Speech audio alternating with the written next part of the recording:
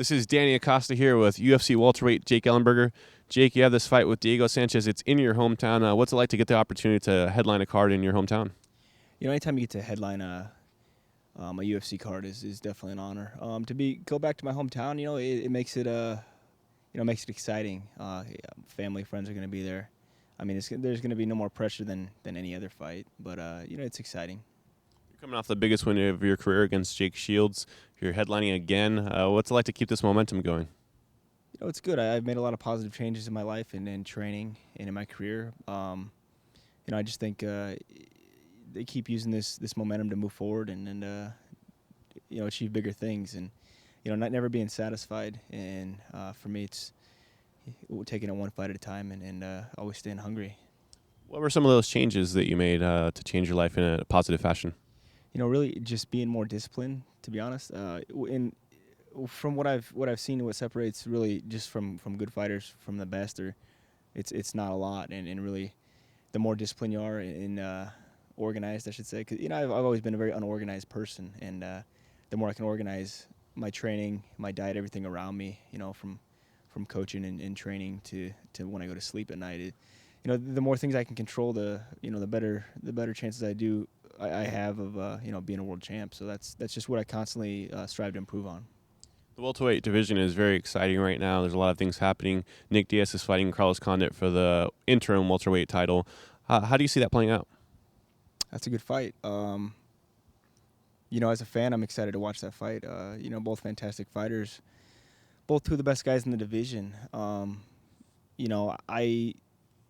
It's hard to say. I wouldn't be surprised if Carlos beat him. He's a tough fight for anybody. Same way with Diaz, but I see that fight going all 5 rounds. If that fight shakes out, do you see yourself being the number 1 contender should you beat Diego Sanchez? Yeah, I certainly hope so. That's where I want to be. That's what I've dedicated my life to becoming. But it's hard to say right now. I haven't looked past Diego at all. Like I said, he's an extremely tough test in front of me. So right now I'm just focusing on what it's going to take to beat him. And with Georges St-Pierre out, it's going to keep the welterweight division clogged a little bit with contenders. Do you think that's helpful for guys like you who are gunning for the belt, or do you think it's hurtful that you don't get to fight the guy who has been reigning over the division for years?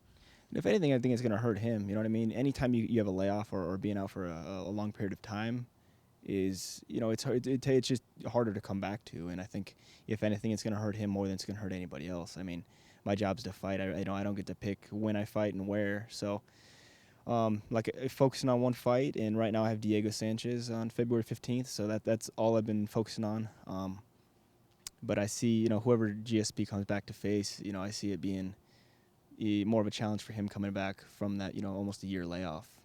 Johnny Hendricks just knocked out John Fitch. You beat Jake Shields. Do you buy into this idea that there's a new breed of welterweights and that you guys are leading the pack? Yeah, I mean, everyone, the sport keeps evolving so much, and I think, everyone's getting better. Everyone's becoming more focused, and it's a constant evolution. You really can't relax in where you're at, like I said, and it just proves that fighters keep getting better, and the sport keeps evolving. So, it was an impressive win for Hendricks. There's a title tournament in the UFC at 125 pounds. Do you feel that the welterweight division is kind of in a similar situation, although it's not officially stated that way? As a tournament, you said? Yeah. Between yourself and other welterweight contenders like Diego Sanchez, like Jake Shields, Akiyama, and everyone else who's out there. It's hard to say. It's really up to the UFC and what they choose, but. There's a lot of good fighters. The division's deep, and there's a lot of talent. So it's hard to. I try not to look at the big picture. Really right now is focusing on one fight at a time. So, anybody can be beat at any time, and that's the beauty of the sport.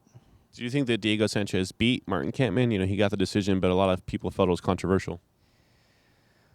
It was a good fight. I remember watching it. I personally didn't think that he won. I thought Kampmann pulled it out, but it was a close fight.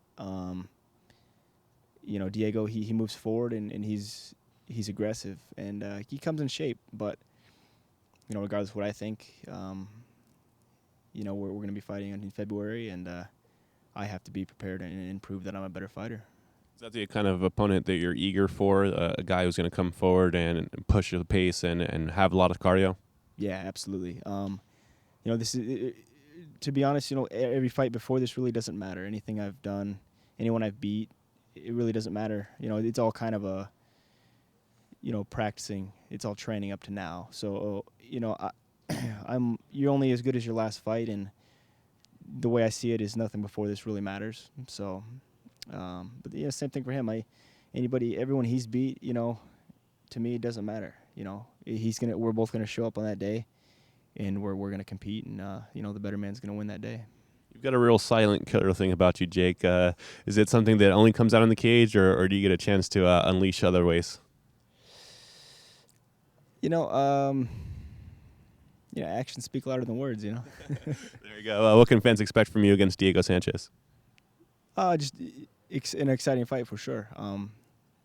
We're both extremely competitive guys, and that's why Joe Silva and Dana put the fight together. It's going to be exciting, but I plan on doing what I have to do to win. You know what I mean? Like I said, I don't think there's anything he's going to bring that I don't see every day in that training room. You know what I mean? So, I can guarantee my hand will be raised at the end of the night.